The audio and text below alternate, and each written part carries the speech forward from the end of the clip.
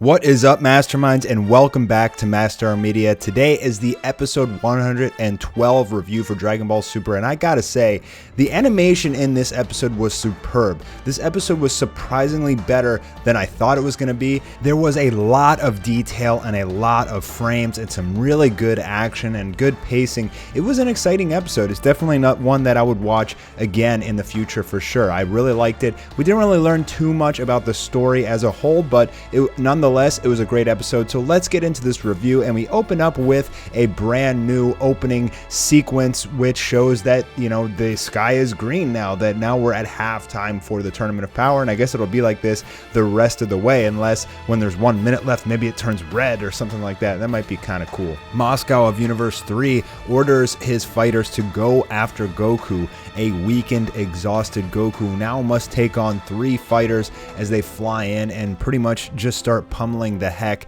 out of our poor Goku, who is completely exhausted from his fight with Jiren. I gotta say, I really liked the Universe 6 Namekians. They were very powerful, they were very well drawn, and they used a lot of really cool techniques, like this guy who fires a mouth blast that's actually like a homing missile, and Gohan's trying to dodge it, but then after he deflects it, he comes in and takes a hit. Now, I also gotta say though, while I do like these Universe 6 Namekians, at the same time, I think they were way too overpowered, as Gohan and Piccolo were really struggling with these guys. I mean, Gohan has his ultimate form. I mean, he should be way stronger than any Namekians, and Piccolo is like the strongest Namekian we've ever seen, way stronger than even the second strongest Namekian we've ever seen. And these guys, while they're powerful, I don't really think they deserve that much credit. Like, they would have had to fuse with 2 other Namekians each to be close to Piccolo's level. Additionally, Piccolo is a genius, but Gohan and Piccolo have to fight together, and here Piccolo shoots a beautiful energy blast with a nice little laser circus effect, but as it's blowing back the one Namekian, his teammate cuts off the blast as to not let him get ringed out so that they can survive. Now that we know these 2 Namekians aren't fodder, there could be some nice story that develops there. Next, we jump over to Caulifla and Kale, who get approached by Monna of Universe 4, who's actually surprisingly strong.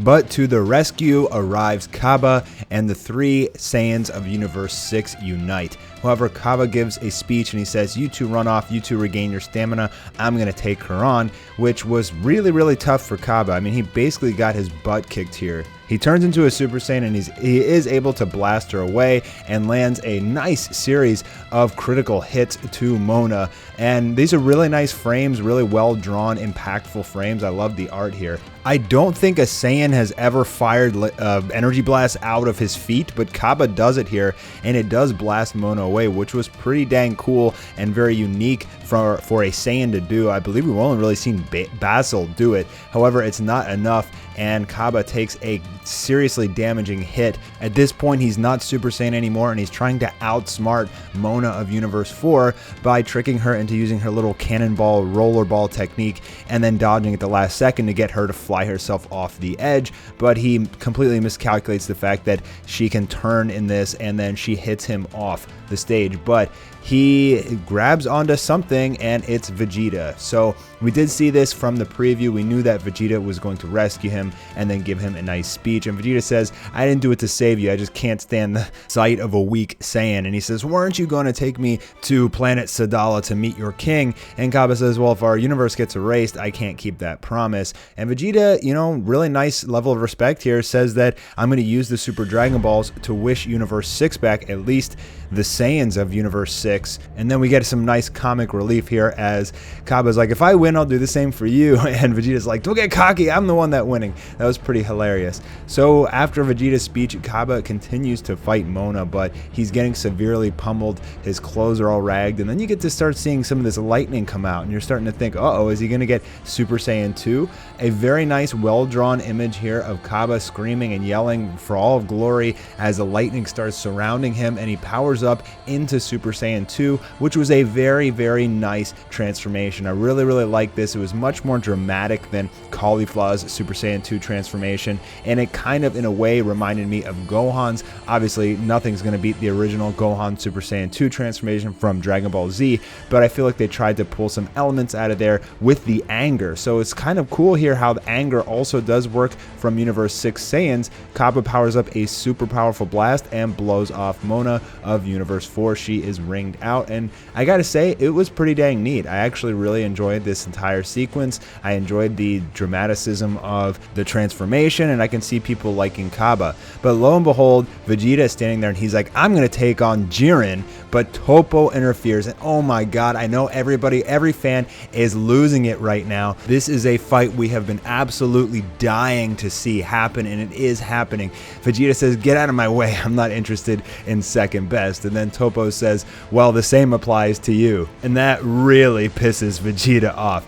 And Vegeta charges in, Topo flies in, and this clash is just amazing. Just really nice animation, special effects as the two roar in and then have this epic clash that sends shockwaves throughout the Tournament of Power. This was sending me into a frenzy. I'm a huge Vegeta fan, and I even animated this fight a little bit in my Goku vs. Jiren animations. I'm so happy that we're actually getting to see it.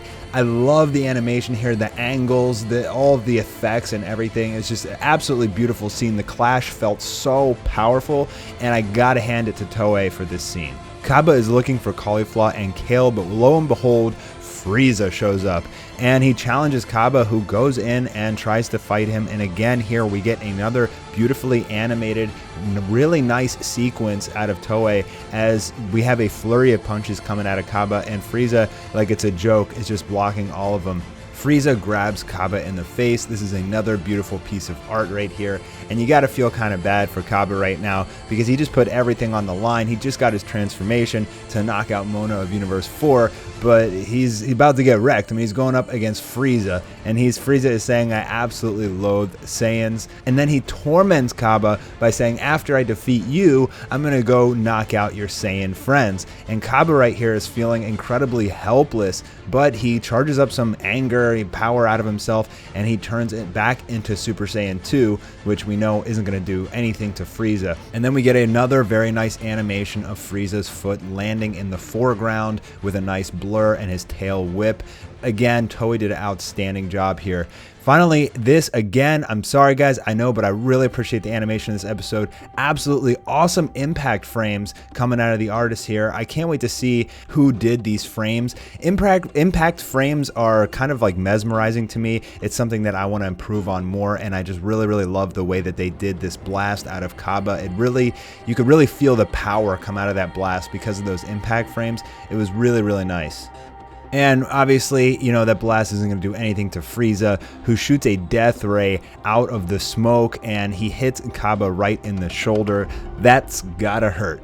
This is pretty much the end of Cabba as he starts getting pummeled and takes 2 or 3 death rays in the chest. And even though he's Super Saiyan 2, he's not nearly strong enough to defend himself against Frieza's death rays. And I mean, you gotta feel bad for him right now. I mean, those death rays hurt like hell. We've seen them pierce people, we've seen them kill people, and he's really, really struggling here. And we see that Frieza is golden form. I'm not really sure why he felt like he needed to turn golden form to beat Cabba. He even says later on that wasting stamina on trash is a bad idea, but regardless, I guess he just wanted to make sure he KOs Cabba. Now, so he shoots this massive blast at Cabba, and we get another beautiful animation, this one being an explosion. It's kind of nuclear, and it has a smoke ring and an air wave effect. They even darken the background. Here's it in fast motion, in regular speed. I mean, the amount of frames for this explosion for like half a second of animation is really crazy.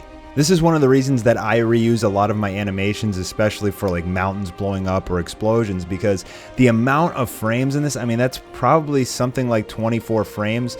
That could take you like 2 full days or even 3 days to do for like literally half a second of film. So just think about that. Think about the amount of work that goes into these for just half a second of animation. And lo and behold, Cabba is knocked out next to the shadow clone of Hit. I'm just kidding. It's not a shadow clone. Hit is 100% knocked out. out, fellas. And this is the last time I'll talk about the animation, guys, but I know this is just a picture, but just the perspective and the colors and everything with the bloody red aura in the background just bubbling just gives off this super evil vibe for Frieza, and I absolutely love this shot. I'm sure you guys did too. And Frieza is telling us that the reason he wants to win is to get the Super Dragon Balls to control the gods. We knew he wanted to manipulate the gods because he said so in episode 95.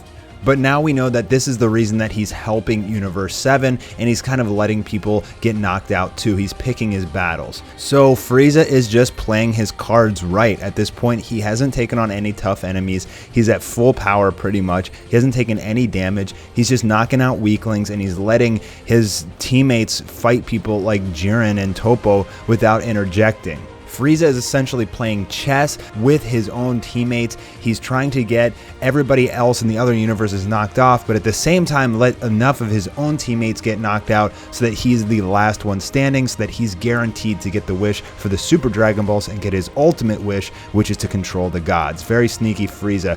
Vegeta is standing there after shooting a blast at Topo. I cannot wait to see the continuation of this fight. I'm so freaking excited for that. And Goku jumps next to Vegeta. They stand back to back and they share a few words before Topo interjects. Another absolutely beautiful shot right here.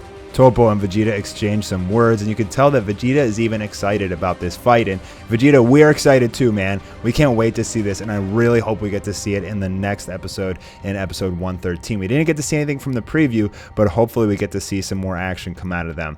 Goku is going to fight these three robots from Universe 3, and I want to talk about this really quick.